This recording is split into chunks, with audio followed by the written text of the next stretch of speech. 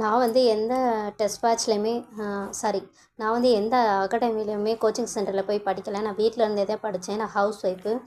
Plus எனக்கு வந்து குழந்தை இருக்குது அப்படின்றதுனால நான் வந்து வீட்டில் இருந்தே தான் படித்தேன். ஸோ எனக்கு வந்து நிறைய டைம் கிடச்சிச்சின்னே சொல்லலாம். நான் வந்து எங்கேயும் பஸ்ஸில் போய் அலைய தேவையில்லை. ஸோ நான் எந்த டயத்தில் எப்படி படித்தேன் அப்படின்றதையும் இங்கே மென்ஷன் பண்ணியிருக்கேன். மார்னிங் 4 to 5 AM எப்போயுமே வந்து ஃபஸ்ட் எடுத்தோன்னே நம்ம மைண்டு வந்து ஃப்ரெஷ்ஷாக இருக்கும். ஸோ அப்போ வந்து இலக்கணம் தான் கண்டிப்பாக 1 hour வந்து பார்ப்பேன். அப்புறம் 5 to 6 AM வந்து என்னென்னா அந்த சொன்னேன்ல டாபிக் வைஸ் டெஸ்ட் வந்து போட்டு பார்ப்பேன். அப்புறமேட்டுக்கு 6 to 7 AM அப்படின்றதுல வந்து 100 மார்க்ஸ் ப்ரீவியஸ் இயர் கொஸ்டின். ஒன்று டிஎன்பிஎஸ்சி அஃபீஷியல் வெப்சைட்டு இல்லாட்டி அதியமான் வந்து ஒரு புக்கு கொஸ்டின் எல்லா டிஎன்பிஎஸ்சி அஃபீஷியல் வெப்சைட்டில் இருக்க எல்லா கொஸ்டின்ஸையும் கலெக்ட் பண்ணி ஒரு புக்கு வந்து வெளியிட்டிருந்தாங்க. அந்த புக்கை வந்து நான் வாங்கிட்டேன். டெய்லி அந்த புக் எடுத்து டெய்லி ஒரு 100 மார்க்ஸ் வந்து சால்வ் பண்ணேன். அப்புறம் 7 to 9 AM வந்து கண்டிப்பாக படிக்கிறது. ஸ்கூல் புக்ஸில் என்னென்னலாம் படிக்கணுமோ அதெல்லாம் படிச்சுட்ருப்பேன். அப்புறமேட்டுக்கு அவ்வளோதான். அப்புறம் ஈவினிங் 6 to 7:30 PM வந்து கொஞ்சம் நமக்கு வந்து எதுவுமே நியூவாக படிக்க பிடிக்காது. அப்போ வந்து என்ன பண்ணுவேன் அப்படின்னா சாய்ஸ் ப்ரீவியஸ் இயர் கொஸ்டினில் வந்து ஒரு 300 கொஸ்டின்ஸ் வந்து சால்வ் பண்ணி பார்ப்பேன். இலக்கணம், இலக்கியம், தமிழறிஞர்களும், தமிழ் தொண்டும். இப்போ வந்து அப்படி இல்லை, இலக்கணம் மட்டும்தான் மாற்றிட்டாங்க.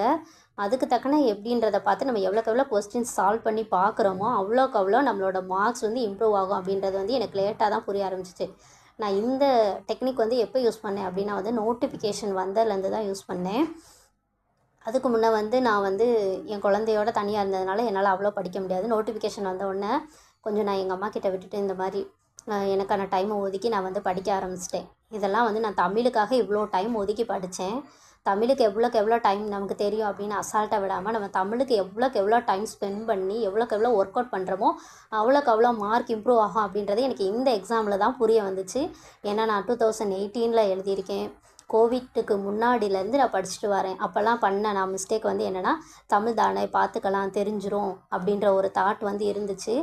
எனக்கு வந்து எப்போ நான் தமிழுக்கு இந்த டைம் மட்டும்தான் ரொம்ப முக்கியத்துவம் கொடுத்தேன். என்னோடய ஸ்கோர் வந்து 95 வந்துச்சு. நான் வந்து எக்ஸாம் நல்ல ஸ்கோரில் 171 மார்க்ஸில் வந்து கிளியர் பண்ணேன். ஸோ தமிழுக்கு நீங்கள் ரொம்ப ரொம்ப முக்கியத்துவம் கொடுத்து படிங்க.